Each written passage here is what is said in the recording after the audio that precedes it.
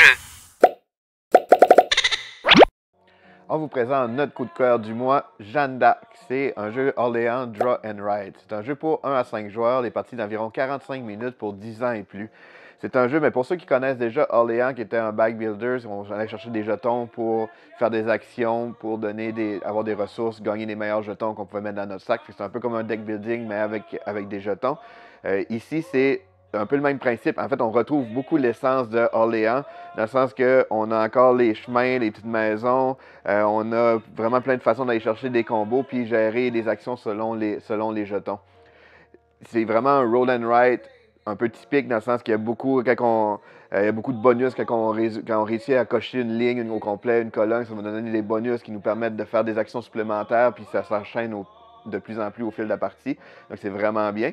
Mais sinon, c'est vraiment plus simplifié que Orléans à la base. La manière que ça fonctionne, c'est qu'au début de la manche, on va piocher un certain nombre de jetons, puis à tour de rôle, chaque joueur va en choisir un et va résoudre l'action qui va avec le jeton. Les actions, c'est un peu comme soit gagner des ressources directement qu'on vient cocher sur le tableau des ressources, soit gagner des sous qu'on coche directement là-dessus. On peut utiliser les sous avec l'action d'un certain personnage pour aller débloquer certains, un peu comme les cartes qu'il y avait dans Orléans, mais là, c'est des places que chaque joueur va cocher qui sont uniques à ce joueur-là. Et sinon, on va pouvoir se déplacer sur les chemins, gagner les ressources au travers du chemin et construire des habitations. Parce que comme dans Orléans de base, le gros des points, la majorité des points, c'est vraiment selon le nombre de maisons qu'on va faire, selon le nombre de personnages qu'on débloque, puis selon notre niveau de connaissance qu'on a accumulé pendant la partie qui va faire la majorité des points.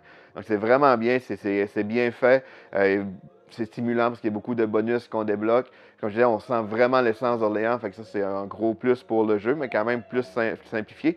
Et question rejouabilité, ce qui est le fun aussi, c'est que il y a les cartes qu'on vient cocher ici qui sont sur le jeu, mais on peut choisir de ne pas jouer avec et de prendre, il y a un paquet de cartes qui vient avec pour faire plus de variété d'une partie à l'autre.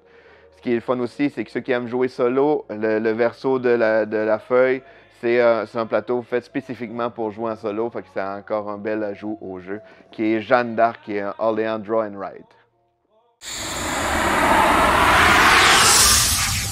Lis le jeu.